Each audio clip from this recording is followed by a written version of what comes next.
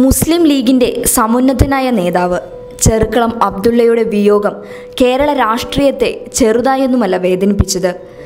MSFിലൂടെ കേരള രാഷ്ട്രീയത്തിലേക്ക് കയറി വന്ന കിരീടമില്ലാത്ത രാജകുമാരൻ, വഴങ്ങാത്ത രാഷ്ട്രീയ അഭ്യാസമില്ല. ചെറുക്കളം അബ്ദുള്ള കേരളീയ രാഷ്ട്രീയത്തിലേക്ക് കടന്നു വരുമ്പോൾ ഒരിക്കലും ആരും പ്രതീക്ഷിച്ചിരുന്നില്ല ഇങ്ങനെയൊരു സിംഹത്തെ. കേരള രാഷ്ട്രീയം ചെറുക്കളത്തിനെ മറക്കാതിരിക്കാൻ അദ്ദേഹം ഒരുപാട് സംഭാവനകൾ നൽകിയിട്ടുണ്ട്. രാഷ്ട്രീയത്തിലൂടെ തൻ്റെ ജനങ്ങൾക്ക് തൃപ്തിയുള്ള ഭരണം കാഴ്ചവെക്കുന്നതിൽ ചെറുക്കളം ഏറെ മുന്നിലായിരുന്നു. ഏത് രാഷ്ട്രീയ പാർട്ടിക്കാർക്കും ഏത് മതസ്ഥനും ഒരുപോലെ ആശ്രയിക്കാൻ പറ്റുന്ന ഒരു നേതാവായിരുന്നു അദ്ദേഹം.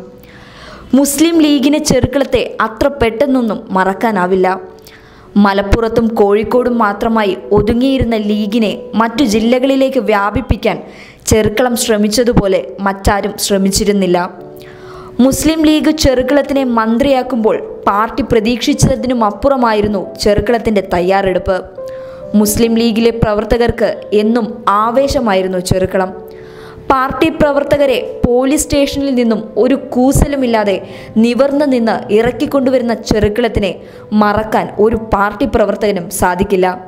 വെള്ളക്കുപ്പായമിട്ട് കാസർഗോഡിൻ്റെ നഗരമധ്യത്തിൽ നെഞ്ചും വിരിച്ച് നേരോടെ വരുന്ന ചെറുക്കളം കാസർഗോഡുകാരുടെ ഒരു ഹരമായിരുന്നു. തൻ്റെ കൂടെയുള്ളവരെ സഹോദരങ്ങളെപ്പോലെ സ്നേഹിച്ച ആ മനുഷ്യന് പബ്ലിക് കേരളയുടെ ആദരാഞ്ജലികൾ.